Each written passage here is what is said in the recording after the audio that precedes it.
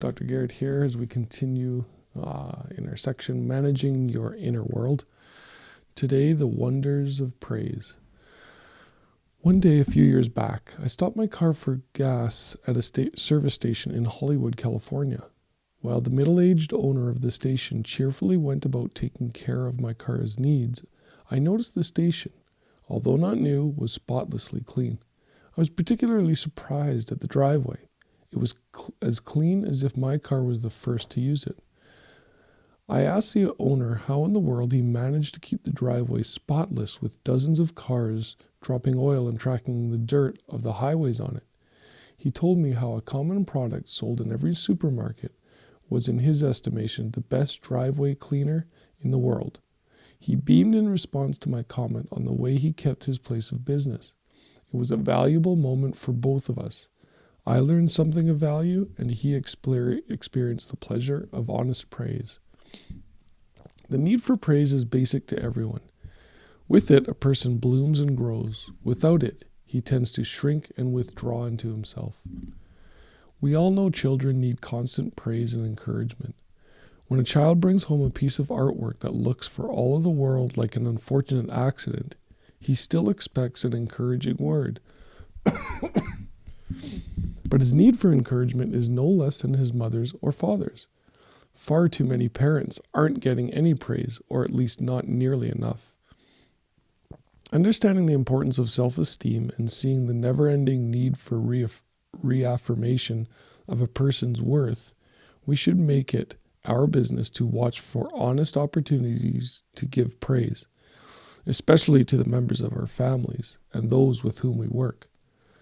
There is a subtle but enormously valuable byproduct or backfire to this sort of thing. In order to praise others, we need to look for the good. It forces us to concentrate on what's right with people and the things they do, rather than on what's wrong. It focuses our attention on the positive side of the ledger, and as a result makes us happier, more productive, and more pleasant to be around. Then, too, people like those who praise them and recognize their value. When we give praise, we attract a larger circle of friends. And finally, giving praise is the best known way to receive it. It's hard for anyone to compliment a chronic grouch.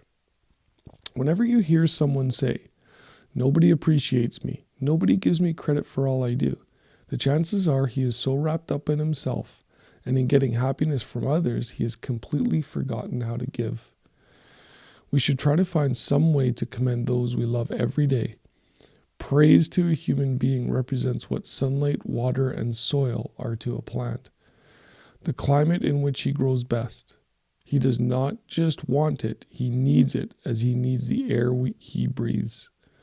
Molière said, "The most agreeable recompense which we can receive for things which we have done is to see them known, to have them applauded with praises which honor us." It's awesome in talking about how, in praising of others, it causes us to look for the good in things, which, indirectly, consequently, causes us to focus on the good in the world and in people. And when you focus on the good in the world and in people, you start to expand that goodness and that greatness. You start to bring that into your life as well. As he says, to receive it is, to give it, but to give it without condition of the want to receive. So a lot of people will give, thinking that they're giving with all of their heart, but there's a condition to that, wanting it in return, and that in itself causes it to slow down, to stifle and not return. So it's all about in the motive or in the reason for why you're giving. So just as you give praise, just as you give, money to someone or something like that, you can give praise to people, which becomes, even greater and comes back to us tenfold. So today, starting the week, start looking for the good in people and, giving them honest, compliments and honest applause for their hard work, whether it's your parents or your boss or your coworkers or your friends. Look for the good. And when you do that, your life starts to change because you start to focus on, the good rather than the bad.